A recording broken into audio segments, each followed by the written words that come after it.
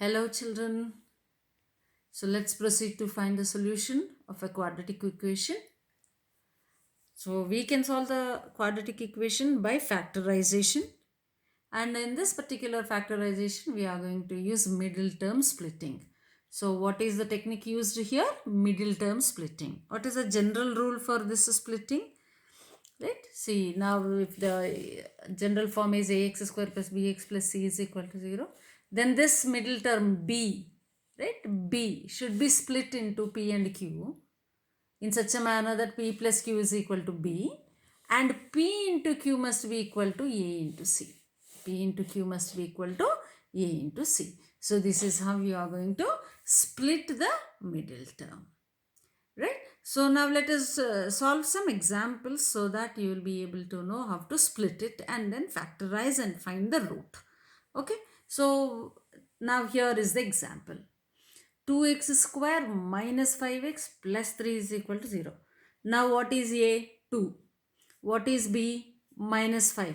What is C? 3. Now we have to split that B into P and Q. That is P plus Q must be equal to minus 5 in such a way that P into Q must be 2 into 3, 6. Right? So that means it should satisfy P plus Q must be equal to minus 5 and P into Q must be equal to 6. Now use your common sense or else you can solve. That is up to you. So directly use the common sense. 2 3s are 6. Suppose if I take minus 2 or then minus 3, right? Minus 2 into minus 3 is plus 6 only. Minus into minus is plus. But minus 2 plus minus 3 is minus 5. So therefore I am splitting P plus Q as minus 2x minus 3x. Now the point here is in which manner we are going to arrange this. See, here you can split minus 5x as minus 2x minus 3x or minus 3x minus 2x. But you have to keep in mind, right? So whichever terms here you are having, no? So if you take common, we should get the same term to be common from both these and as well as both these terms. So what's the meaning of that, right? What is the meaning of that? Now see, look at this one. Now suppose if I take 2x common here, okay, taking this particular like part of the equation as one part and this as the second one. So suppose if I say that I am going to take 2x common here, so then 2x into x, that is x is left over here, and now minus 1, is it not? 2x into minus 1. So here x into 2x is 2x square. So 2x into x minus 1. Right, now let us take here something common such that you must get x minus 1 here again. X minus 1 I should get. So I'll take minus 3 common. I'll take minus 3 common. If it is minus 3 common, you are left with x. Now minus of minus will be plus, therefore I'll take minus 1. So minus of minus plus 3. So if you expand this, it will become minus 3x plus 3. Now this is equal to 0 as it is. So see, remember children, I didn't do anything. Just the only thing is minus 5x can be written like this. So I'm splitting it. Value, neither the values of the constants nor the equation has changed. It remains the same. It remains the same. Right? Only for our convenience, we are splitting it and taking this one common. And now see here, in both the terms, you have x minus 1 common. So always how you are going to arrange these two, either minus 3x minus 2x or minus 2x minus 3x, that you have to do your own calculation in mind, that you must get a term which is common in both. Right? So thus you have to take minus 2x here, then only you can take something common from these two. Yeah, you have to take minus 3x here so that you can take 3 common here. Can you get that one, children? Right. So now taking x minus 1 common here, x minus 1 into, right? Now first part x minus 1 is taken out. You are left with 2x. From the second term you are left with minus 3. So this is equal to 0. right? So now here sum A into sum B is equal to 0, which implies either A is equal to 0 or B is equal to 0, or maybe both are zeros, right? So therefore you can say that x minus 1 is equal, therefore x minus 1 is equal to 0 and 2x minus 3 or 2x minus 3 is equal to 0. So now when x minus 1 is equal to 0, x is equal to 1. And when 2x minus 3 is equal to 0, it is 2x is equal to 3 or x is equal to 3 by 2. So you got two values for x now. So these two are called the roots of the equation. Right? So this is the solution. So this equation is satisfied, yet x is equal to 1 or x is equal to 3 by 2. So if these two are the solutions of the given equation. Okay, these two are the solutions of the given equation. So therefore, how are you going to write? X is equal to 1 and x is equal to 3 by 2. 3 by 2 are the solutions. Are the solutions. Or you can also say roots of the given equation. Clear? So now take a screenshot of this one. So what is important is how you split it and how you arrange it. Both are important. Okay?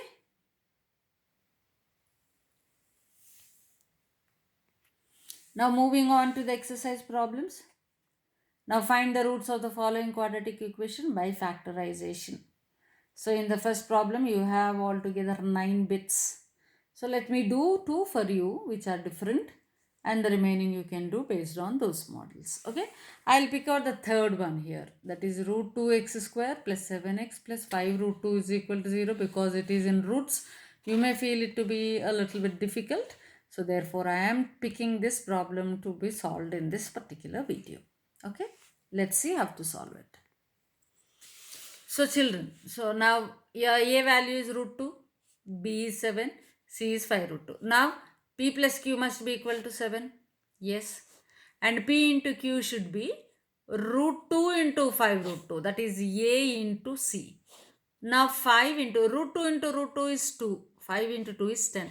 So you must choose two numbers in such a manner that P plus Q should be equal to 7 as well as P into Q must be equal to 10. So I can take it as like 5 plus 2 as 7, 5 into 2 as 10, is it not? So therefore I can pick P and Q as 5 and 2. Now the point here is in which form you are going to write. So I can split this as 5x plus 2x. Suppose if I write 5x here, what can you take common?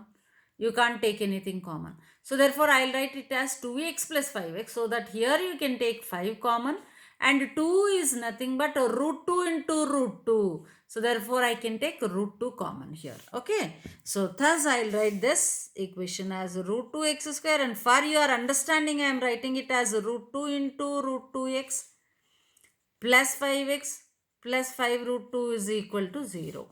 Right. So therefore I'll take root 2 x common. So root 2x I am taking common. Here I am left with 1x plus 1 root 2.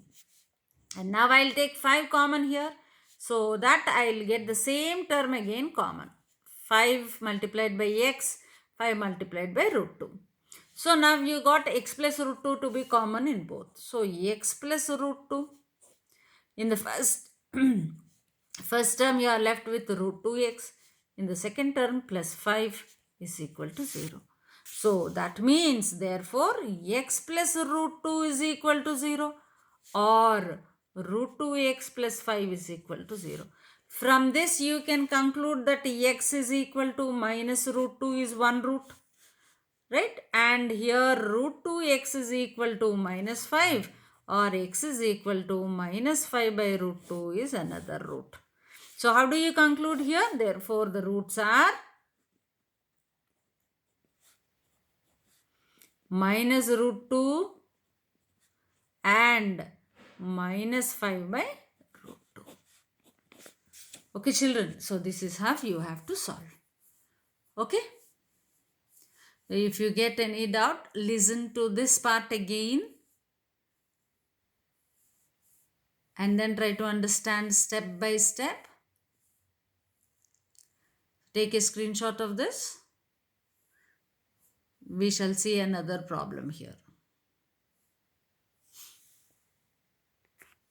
So now the eighth bit from first problem. It is x minus 3 by x is equal to 2, where x not equal to 0. We usually, whenever something is given like a variable in the denominator, this will be specified. Why? Because if suppose it is going to be 0, this is going to be infinity, and therefore it cannot be solved further, right? So therefore they will be mentioning it as x not equal to 0. Don't be worried by looking at this. Right. So now x minus 3 by x is equal to 2. It is not directly in the straight general form. Now it is our job to check whether this is forming, first of all, quadratic equation or not. If it is converting into quadratic equation, then we can proceed further for finding the roots. So now what is there? Take the cross multiplication, that is LCM as x. So x square minus 3 by x is equal to 2 as it is. Now on cross multiplication, x square minus 3 is equal to x into 2, that is 2x. Now x square minus 3 transpose 2x here, minus 2x is equal to 0. Now bring all x terms on one side. At one place, x square minus 2x minus 3 is equal to 0. So this is your quadratic equation. X square minus 2x minus 3 is equal to 0 is the quadratic equation. Now what is A? 1. What is B? Minus 2. What is C? Minus 3. So we want something like P plus Q must be equal to minus 2. P into Q equals to minus 3. So therefore it is 1 into minus 3. So here I can take minus 3 and 1, because minus 3 plus 1 is minus 2. Minus 3 into 1 is minus 3. Okay, so therefore I'll split this as, now here I can take 1 common here, that is x common here, and I can take minus 3 common here. So therefore I took it as x minus 3x. Okay, so therefore I can write it here as, taking x common, it is x plus 1.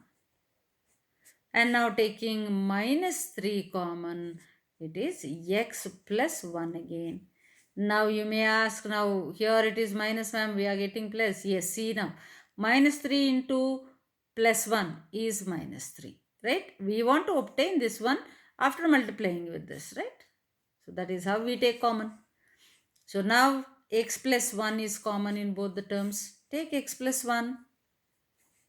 In the first term we are left with x, in the second term we are left with minus 3. It is equal to 0. Therefore, x plus 1 is equal to 0, or x minus 3 is equal to 0. From here you can write x is equal to minus 1, and from here x is equal to 3. So therefore minus 1 and 3 are the roots. Okay, so this is how you have to solve. Take a screenshot of this. So now let us look at the fourth problem here. This is again in the word form, and you have to convert that into a quadratic equation and then find the roots. The altitude of a right triangle is 7 centimeter less than its base. That means if base is b minus 7 is height. If the hypotenuse is 13 centimeter, find the other two sides. So what is the concept here? Pythagoras theorem, is it not? Hypotenuse square is equal to sum of the squares of the other two sides. Okay, let's see how to solve. So let the base be b and the height is b minus 7. This is 13. So from Pythagoras theorem, you have to write that one, right? From Pythagoras theorem. So b square plus b minus 7 whole square. The side square plus side square is equal to hypotenuse square. Right. So now b square as it is. Now expand b minus 7 whole square, that is a minus b whole square, a square plus b square minus 2ab, 2 7s are 14 into b is equal to 169, that is 13 square. So now transposing 169 and rearranging all the terms, you got this to be 2b square minus 14b minus 120 is equal to 0. So here directly you can take p plus q is equal to minus 14 and do. But here see, when you can take it common, like in from every term, better reduce the equation so that it will be easy for simplification. So 2 can be taken common, right? So therefore that means you can divide the whole equation with 2. It will be b square minus 7b minus 60 is equal to 0. Is it not? Divided by 2, 2 will get cancelled. Here 2 7 times, 2 60 times. So this is the equation that you got. Now again the condition is p plus q must be minus 7 and p into q must be equal to minus 60. So 12 5s are 60. If you find the factors of 60, it is 5 12s are 60. And minus 12 plus 5 is minus 7. So I can split as minus 12 and 5. So where should write what? So suppose if I write minus 12 here, I can take b common. And then next here I am left with minus 12. Suppose if I take 5 here, it will be 12 here.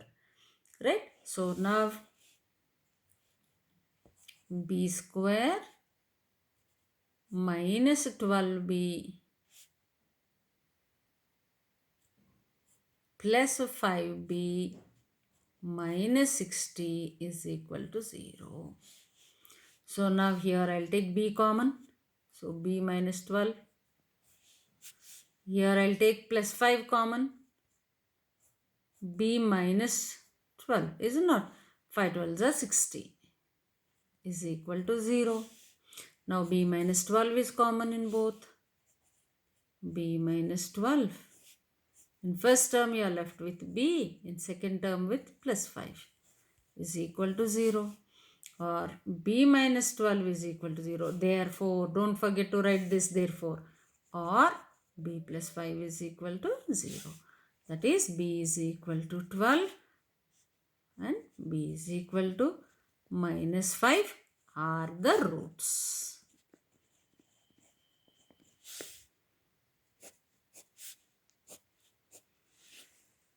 Right? Suppose if b is minus 5, is it possible? Because he is asking us to find out the sides. Side value can never be negative. So therefore we will take b is equal to 12. Okay. So here you are going to give a conclusion. Right. So therefore breadth is equal to 12 centimeters and height is equal to 12 minus 7. 12 minus 7 is 5. 12 minus 7 is equal to 5. So you got the breadth and height of the given triangle.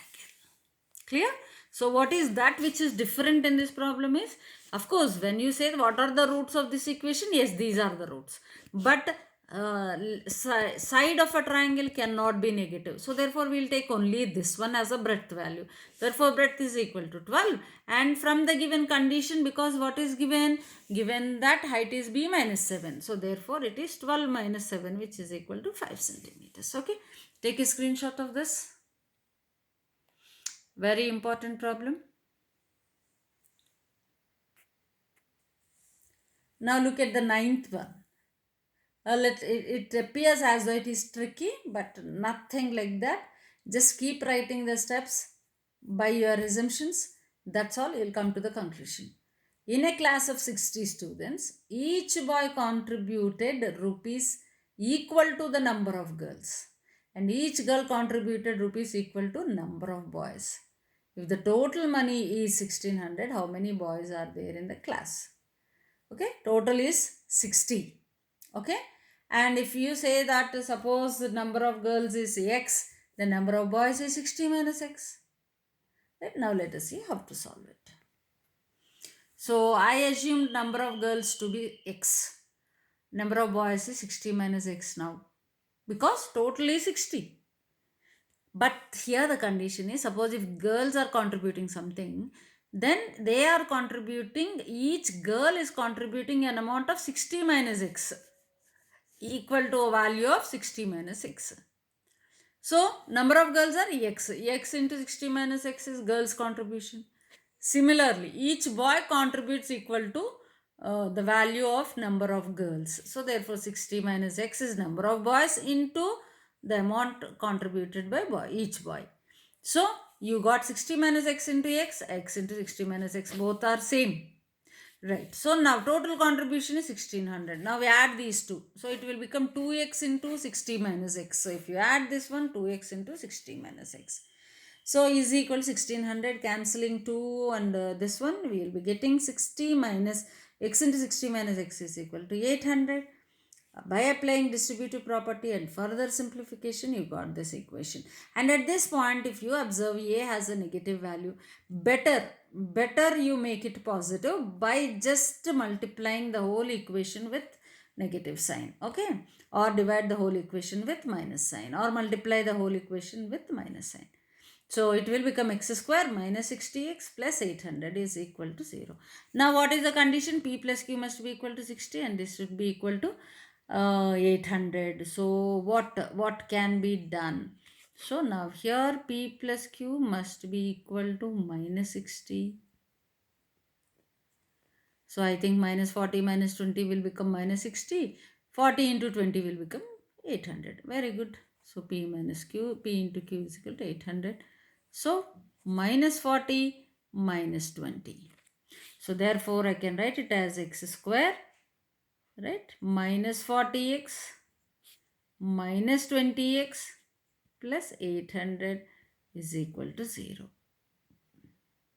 So taking x common, x minus 40 minus 20 common, x minus of minus plus, therefore I'll taking minus common here means I'll get minus here.